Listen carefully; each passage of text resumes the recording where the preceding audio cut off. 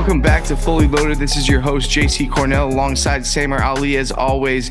Remember, folks, Fully Loaded is now part of the 813 network. You can find us at the 813 TV on iTunes, Spotify, YouTube. Just subscribe, give us some likes. We want to bring you guys the best Buccaneers content possible.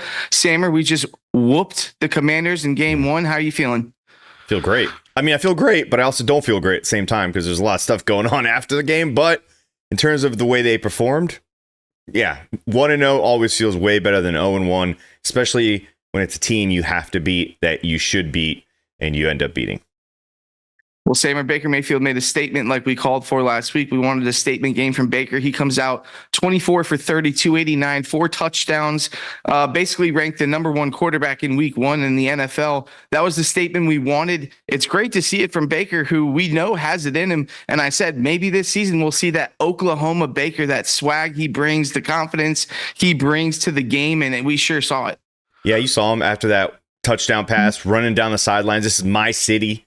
And then he does the first down thing going, like, you could just see his swagger oozing off of him. But not only him, it's like carried over to the rest of the guys. They all look like they're having fun. You could feel the camaraderie of the offensive side of the ball. You could feel they're closely bonded, and they're out there having fun, and they're expecting what they're seeing, which means they've been prepared. And that kind of speaks to what Todd's able to do, what Liam's able to do. But man, Baker could have had a 300-yard plus day and probably 5 or 6 touchdowns if he wasn't so jacked up at the beginning of the game. I think McMillan could have had a 3-touchdown day. So to see him come out there, perform, throw that confidence out there, and do it efficiently. I mean, 6 incompletions, throwing over 25 times a game. They didn't really run the ball 25 times on top of that. So it was very efficient, very effective, and they just executed every single time they needed to. They only punted 1 time, JC. So that tells you enough about what you need to know about the quarterback position in that game. Yeah, and then Mike Evans, 2 touchdowns. Chris Godwin has a touchdown. McMillan has a touchdown. Those are all the guys you want to see in the end zone. So that's exciting. But let's move on to Liam Cohen here, who, what a fresh breath of air on offense. Canales last year, worst rushing attack in the NFL. I mentioned that on my solo 2-minute Monday Thoughts video, but Liam Cohen just brings so much to this offense, so much movement, eye candy. It's so different. We are basically running the Rams offense, and it's just fun. It's fun as a Bucs fan going through so many terrible offenses where defense has carried us in this franchise history. And now it just seems like our offense is going to be the one that people are worried about. Yeah, I think the thing to look at was that they, like I said just a little bit ago, they didn't run 25 times a game, right? But they ran effectively. I think Bucky had 9 carries. I think Rashad had maybe 16 carries. That's right at that, that 25. I guess they did run 25 times. They didn't run 35 times as more. They didn't sit there and just lean on the run game. And then the other thing I noticed is that we were up, what was it, 30 to 14 with 3 minutes left in the game, and we were throwing the ball into the end zone. And to all those people out there that said, Todd Bowles is the problem with the offense. It's Todd Bowles. It's Todd Bowles. He's the one making Byron do this. He's the one making Dave do this. Liam comes into town and we're throwing the ball. We're up 30 to 14 in the red zone. We're throwing into the end zone. That tells me that it's not Todd Bowles, that it's just been, he's letting these guys do what they do best. But Liam understands that you can run effectively without having to run it 35 times a game. And you can run effectively if you know when to pick and choose your spots. And again, he had these guys prepared. They knew how to execute. How awesome was it, JC, to see Chris Godwin being the guy that they go to on 3rd down every single time, 3rd and Godwin. Cooper Kupp role. Cooper Kupp role that for the Rams. Exactly. And you know what? He was running routes effectively. Go ahead. Samer, I predicted the Bucs to win by 20 plus in this game. I had a lot of backlash on Twitter, people on X, whatever you want to call it. People were like, there's no chance Commanders are a solid team. Jaden Daniels, blah, blah, blah, blah, blah, blah, blah. No, but we didn't win by 20 plus, but we gave up a garbage time touchdown. I'm going to take that as a W for myself on the prediction. Effectively, we won by 20 though, right? A garbage time touchdown there doesn't count for anything. We were up 20. So it was a 20-point win in my mind, man. It was just, they were efficient. Like, people say don't run the ball against, the Commanders because that's their strength. Their secondary is their weakness. Well, we were able to exploit both, in my opinion. We were able to run the ball because we threw the ball effectively. And that's kind of what you see from good offenses, that they figure out ways to take advantage of what they do well, regardless of what you do well, but also take advantage of what you don't do well. And so for them to do that, again, only punt the ball one time, 9 of 13 on third down. That is good ball. That is good ball, man. And they could have probably scored 50 if they were really, really clicking in that first quarter. So again, speaks volumes to Liam's being able to scout and have a game plan in place and get these guys to execute, and in my opinion, he called a beautiful game. A lot of screen passes, and I want to talk about Bucky Irving and Rachaad White, obviously leading the way in the rushing attack. Bucky was a little more effective on the ground, but Rachaad had some great screen pass runs for chunks of yards. I think he had over 70 yards receiving. Bucky had 62 yards rushing. And then we had the Raymond James Stadium chanting Bucky's name, which has got to be fun for a rookie. Clearly already a fan favorite in this offense. That's exactly what you want to see from these running backs. And Graham Barton just had a monster blocking game. So kudos, Jason Light, once again, just nailing these draft picks for this offense to really succeed under Liam Cohen. I mean, if you think about it, if we're going to talk about the draft picks for a quick second, you had Bucky Irving out there making an impact. You had Jalen McMillan making an impact. You had Graham Barton making an impact. You had Chris Braswell making an impact. You had Tyke Smith out there making tackles, making an impact. That's ridiculous. 5 guys I just listed off. Game 1. Okay, they've never played in the NFL to come out there and be prepared the way they were.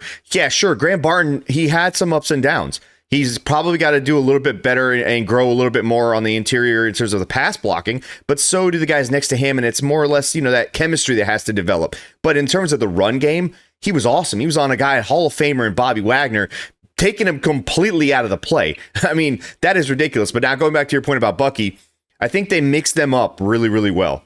Bucky benefited from those 2 really big runs that he had, and he had beautiful blocking on them.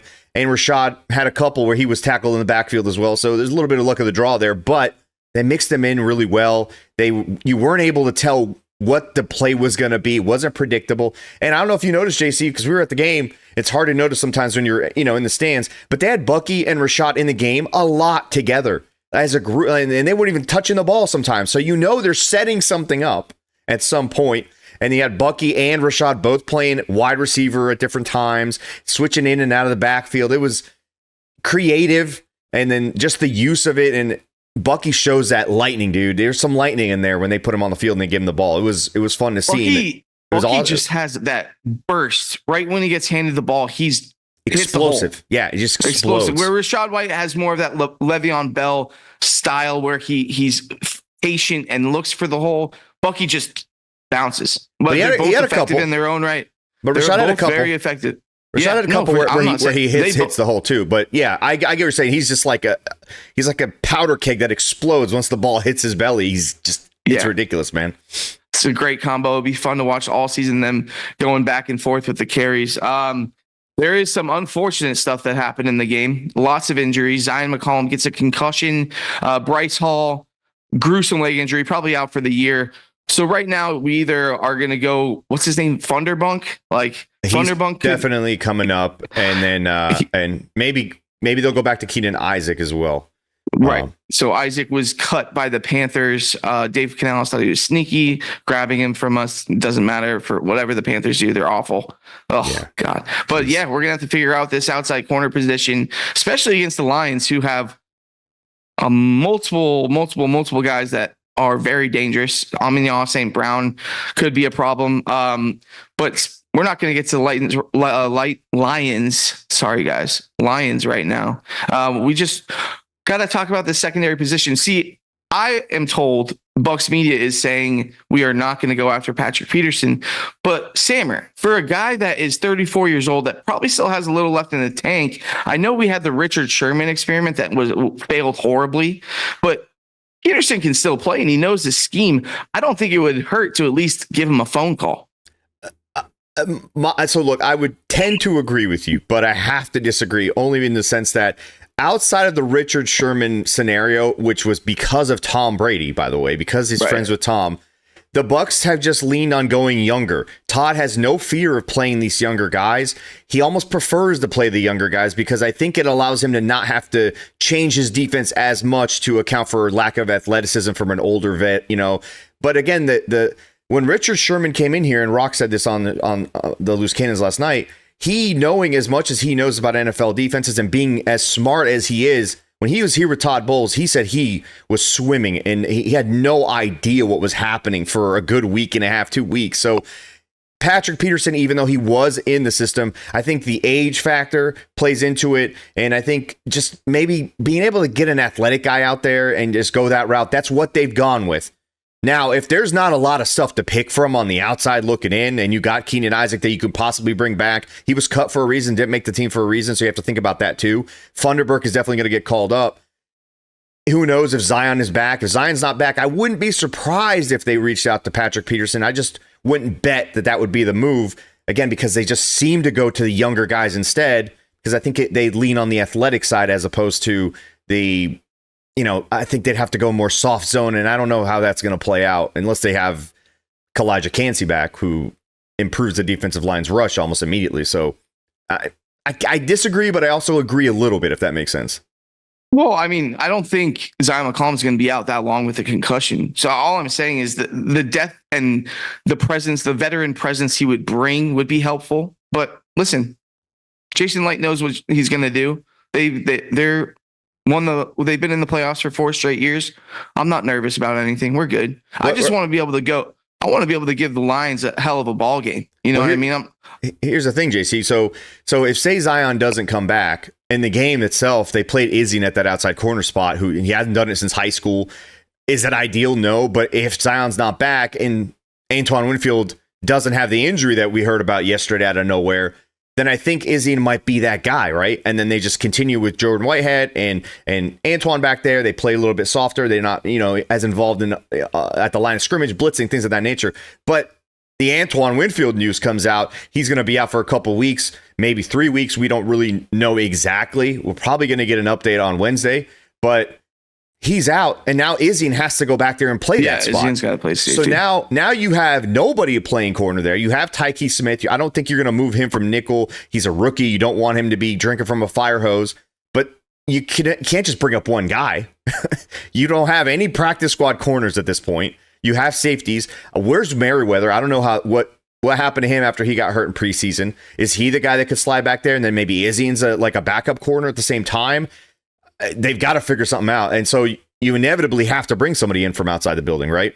And that's where I say maybe Patrick Peterson is the best bet at that point, because at least he knows it and he can kind of just jump in. But is he going to be in game shape? Can he play after a few days of practice? If you think about it, they work out guys on Tuesdays. Wednesday, they figure out that decision. Thursday, he's going to get a Thursday practice, a Friday walkthrough, and then he's ready to go on Sunday after sitting the entire offseason? I don't know, man. That's tough. It's Patrick Peterson.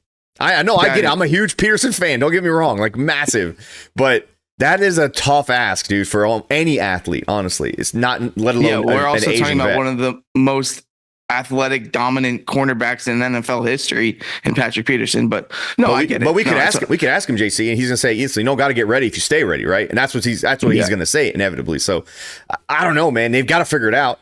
You can't go out there. They'll have a plan. Like you said, they're going to have a plan that you just got to trust them. And I wouldn't mind a shootout, man. How about Baker and the boys carry this team for a couple of weeks? I'm okay with that. Fantasy-wise, I'd love it. I mean, the offense is built to carry this team anyway. But let's talk a little NFC South, Sammer. So the crowned kings of the NFC South, the Atlanta Falcons, just absolutely looked like dog shit. And it's just funny, the Buccaneers, we're used to it. We don't get any love from the national media. We get Chris Sims predicting us to miss the playoffs. Kirk Cousins is the new Tom Brady now, where we should be terrified. Dude, they looked awful. Bucs the Saints looked okay. They looked pretty good. They got a victory, but the Bucs are the best team in the NFC South. The Bucs are going to win the NFC South. We've known this. It's just... It is what it is. We have the chip on our shoulder, but at some point, people they got to realize that we're the real deal. We're a contender in this league. So in terms of the Saints, okay, they played a fourth preseason game. They played Louisiana State Tech, basically, okay, like Florida would in week 1 of college football, okay? That didn't count for shit. There's an asterisk next to that 1-0. I have it Bucs 1-0, Carolina Panthers 0-1, Atlanta Falcons 0-1, Saints 1-0. That's how it fits. We are first place in the NFC South right now, okay? Now, back to the Falcons themselves. Dude, I never understood the entire offseason how everybody just decided that Kirk Cousins was all of a sudden just going to stop being Kirk Cousins once his zip code changed on his address. Like, what? He's always been Kirk Cousins. Now he's Kirk Cousins afraid to plant his right foot in the ground. Now he's Kirk Cousins throwing off of 1 foot, scared to even get touched. Guy looked absolutely terrified out there, on top of the fact that he looked like he wasn't physically ready. So Penix could be the guy sooner rather than later, okay? And then, it is what it is. I'm glad that a guy like Rich Eisen came out on his show yesterday and apologized to Bucs fans. You see that? I didn't see it. No. He apologized to us. He said, "I need to see this clip immediately." Can you add that clip to this show? I'll add it. We need to see it. Yeah, I'll add the clip it to the show so we can these listeners of ours can see the apology that we deserve as Buccaneers fans. But on the other hand, and again, I know that the Commanders might be the Commanders, but the Bucs looked superb. Baker Mayfield. They looked superior. Unbelievable. They looked like the superior team in this division. We need to see the Saints against an opponent that's not Carolina to make this decision. But me right now, sitting on the Falcons winning this division and not the Bucs, I might have spoken too soon. Now, I know this is just week 1. But you look at Atlanta's next 2 games, they're at Philadelphia. Kirk does not perform well under the lights on Monday night in Philadelphia, historically. And then they got Kansas City before they got home dates against New Orleans and Tampa, the 2 teams that did look terrific. They gotta come up with some dubs in some tough games. While Tampa, as I pointed out, they're at Detroit, but as I pointed out in the beginning of the season, I kind of like their schedule. They're home against Denver and Philadelphia, which is not easy. They're at Atlanta, at New Orleans, home for Baltimore. They're at KC, San Francisco. Those are the tough parts. The end of the season, it's not that difficult for a team. There's not a lot of outdoor games. They finish up with 2 at home. They got 3 out of 4 at home to start.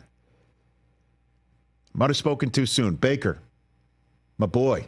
Ooh, looked great. Man. Number 1 fantasy quarterback yesterday. Did you see him screaming that this is my city? Mike Evans, 2 touchdowns. He played like he was seeking your approval last night. Like Chris Godwin, led the team in catches and yards. Rashad White. Bucky Irving looked good. I know. It was all good. Yeah, it was all and good defensively, for Bucs, they were all over. Yeah. I know Jade Daniels was just running for his life a lot and just running. He apologized. You don't doubt us. And then with Kirk Cousins, going to the Falcons, and they think he's the savior, yet they draft Michael Penix. This is what I was thinking about why they possibly signed Kirk Cousins. Atlanta is very hit place. They like their chains. Migos, the rappers, are from Atlanta. So they saw Kirk on the plane that one time wearing all those chains. They're like, that's our guy. That's the guy we need in the ATL. That's Kirk Cousins. He will bring us a Super Bowl. Look at all those chains he rocks. That's the guy for us. The problem is that Bijan Robinson is not what everyone thought he was going to be yet. I mean, will he be? I don't know. Right now, he's not. That's all that matters, okay? So Kirk Cousins, doesn't have a run game at that point. Doesn't have this all-star running back. Kyle Pitts, all right, he's not going to be garbage. He's not the next tight end great, okay? I'm sorry. It's not happening. It hasn't happened yet. Doesn't look like it's ever going to happen. So now all of a sudden you're down 2 massive, selling points. Everyone was telling me about Atlanta Falcons, right? Drake London and I don't even know who the other wide receiver is. I mean, what are we talking about here? These guys have yet to prove anything. So when you sign a Tom Brady and you bring him to a Chris Godwin and a Mike Evans, right? That's a different ball game. And then you bring in a Gronk, you've got stars.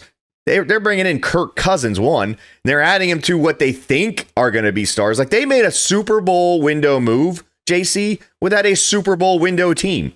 It doesn't make sense. And they expected greatness right off the bat. I'd play Penix week 2 and just roll with it. Let him develop and grow with the other young guys you have. What's the point of bringing an aging vet with a bunch of youngsters that still have to grow together? They've got We to got to grow. talk about one more. We got to talk about one more team, the Carolina Panthers. Samer, are the Panthers going to win a game under Dave Canales this year? And is Dave Canales on the hot seat? Ah, man, if it's in Carolina, yeah, you're always on the hot seat with that guy, that owner.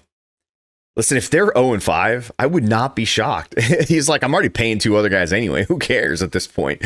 I would not be shocked if they go 0-5. One, I would definitely not be shocked about, but I wouldn't be shocked if he got fired at 0-5, honestly. They look terrible. They had 8 passing yards in the first half on like 6 attempts. Dave Canales apparently was the reason Baker Mayfield was playing well to begin with. So I'm not sure how Baker did what he did this past Sunday, and Dave Canales didn't have Bryce doing any of that. So I'm a little confused about the narratives surrounding the whole thing. So can you imagine being Dave Canales and being like, oh, the Panthers they want to interview me as their head coach. Let's see what do I got here. Oh, I got Bryce Young. He's 5'4". Let's do it. My thing is, like, I get it. He goes from making like $900,000 or $800,000, whatever he was making with the Bucs as an OC. He's making millions now. So him and his family, they're set, right? But you're probably never going to get another chance at the NFL head coaching position once you lose this job, right? So it's like, it's kind of like, he just did it for the money at that point, right? There's no way he looked at that and said, yeah, I'm going to fix that. Maybe he's overconfident after what Baker did. Because remember people were saying it was him building up. It looked like Baker at this point was making Dave look better, right? And I've been saying that.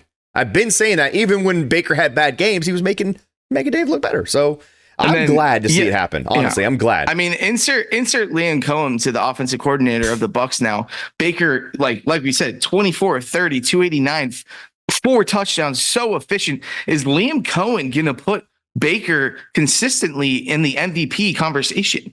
I mean, if he continues to have efficient games like that, remember when Tom Brady lost the MVP to Aaron Rodgers? That's like very similar to the reason why Aaron Rodgers won the MVP, his efficiency in the offense. We'll see what happens. He threw for 80% on Sunday, dude.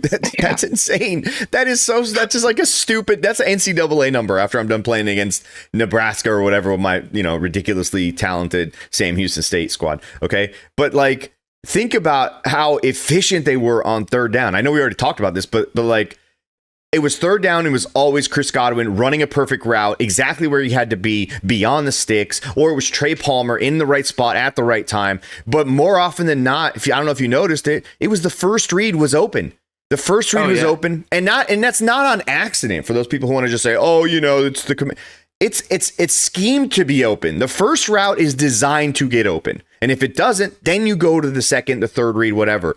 So if it consistently hits the first one, that means, one, you've got skilled players running it. Okay, so you got to give them the benefit of the doubt there. But 2, they've schemed and come up with a game plan that effectively attacks the team that they're facing, which we never saw last year. We just ran our bullshit offense. Sorry. I know it's fully loaded. We just ran our garbage offense the entire time and forced it down the throat of our own fan base. So it was refreshing to see Liam do McVay type things, Shanahan type things, guys that know what they're doing in the offensive world in the NFL. Was awesome. Mike Evans' first touchdown from our section where we sit, it was the most obvious Mike Evans. He was one-on-one. The safeties were on basically the other side of the field. I'm like, this is a touchdown. Easy. And then you saw McMillan a couple times lined up like Mike was with those one-on-ones, and he's going to win those too. We'll see that, with that drop he had, but he's going to win on those as well. And then, I mean, dude, it was fun. It was fun to watch. Go back to that touchdown of Mike. Okay. And so what's funny is yesterday, Rashad calls me, he's congratulating us about the 813, and he's, and I go, dude, I don't know if you noticed it, but I didn't notice at the game, but that play where Mike scored a touchdown, he goes, yeah, I know, bro. I would have walked in. And I was getting to the point that, so they had already set up a screen on the right side. They had 3 wide receivers there, basically. Yeah, no. Well, so if Liam is playing 3D chess, dude, listen to this. So he's got 4 bodies out there, and then he's got Mike by himself. It's like that safety doesn't have a choice. You have to give him the one-on-one. And if you go the other way, it's unfair. It's 4-on-2 at that point, right? So the corners and the safeties had to go to the left side or the right side of the formation, because Rashad was right back there in a bunch formation with the tight end and 2 wide receivers. And that was the throw. They had set it up and they had numbers even with Mike Evans on his own. And so the read is if Mike's on his own, and he's like, if Mike's on his own, he's throwing it there. And if Mike's not on single, he's throwing it to me. And they go back and look at the play, dude. It's unreal. They had 2 touchdowns on the same play. It was crazy. And it's like, Liam, that's Liam Cohen, dude. That's Liam Cohen. It's just beautiful. It's like I got so hyped seeing that replay, JC. You got to go back and look, dude. It's so, they would have walked in. Rashad would have walked in, and it was awesome to see that. That's going to set something up later on, dude. Imagine having. I have a question for you. Ahead. So Rashad had that huge screenplay that got brought back by the Graham Barton penalty, like illegal man downfield. And then suddenly is this a new thing now? Do we have AI refereeing the games? It's replay assistants. I'm assuming it's the guys in New York that are watching all the games and saying, hey, you guys are wrong. I think it's embarrassing for the refs when they get called down. Hey, oh, shit. I gotta, damn it. That's another one on me. That's on me. That's on me. I don't think they want that. I don't think they want to go into a game and leave the game without any replay. They had 2 replay assistants in that game, dude. They should just like fine them for each one. So it's like an even more embarrassing look. But dude, isn't that awesome? Because he was clearly not down the field, right? Oh, yeah. And they fixed the play. It was. They didn't. You could barely hear it because our stadium has absolutely terrible sound system for some reason. But first the play goes, then it comes back, and all of a sudden they're like walking it back up, and I'm like, what exactly happened here? And yeah, maybe it is AI. I think it's New York. Maybe there's AI in New York. But yeah, dude, to see that get overturned, it happened a couple of times in the game. I can't remember what the other one was. I think the other one was they gave a first down to Jaden Daniels on a run. And he was actually short by a yard. So they called it back and said, it's 2nd and 1. And they said replay assistance. After that first one, I just yelled replay assistance on every single play that they went throwing a flag on. I don't know if you could hear me. I got pretty heated after, what was it? The Antoine Winfield or the Jordan Whitehead penalty where they said he hit him with his helmet. Yeah. Bull crap. Whatever. All right, guys. Well, week 1, the Buccaneers get the victory. You can follow us at the 813 TV on Instagram, on Twitter, on Spotify, on iTunes. Catch us on the new 813 YouTube channel. Please subscribe and give us some likes there. We're trying to grow the channel. It's very exciting for this whole network. We're hoping you guys are enjoying our content, and we're gonna try to be the best Bucs media company that you've ever seen. Yeah, and you guys need to check out the 813.tv, the website itself. It's not only are you guys going to be able to catch the video content, but there's also video updates that we individually all do from all the different creators we have. We have written content. We have updates throughout the day. Rock Riley's dropping video knowledge all the time. I don't know if you guys know who Rock Riley is, Tampa legend around here. So there's a ton of stuff, and it all lives in one place. And, the sooner we can unlock some of these cool features on YouTube, the sooner we can do some cool stuff and have some cool things that we can do with you guys interactively. So check it out. Make sure you guys hit a like at the end of this one. JC, I guess we'll be back on Friday. We're going to preview this Lions game and give the Bucs the keys to victory, even without Antoine Winfield, because speaking of keys to victory, if you listen to our last fully loaded episode, I'm not saying we're psychic, but we basically predicted the entire game and everything that happened. We nailed it. We didn't predict the injuries, but we nailed everything else. 100%. Yeah, we definitely didn't predict the injuries. No. All right, guys. Go Bucs.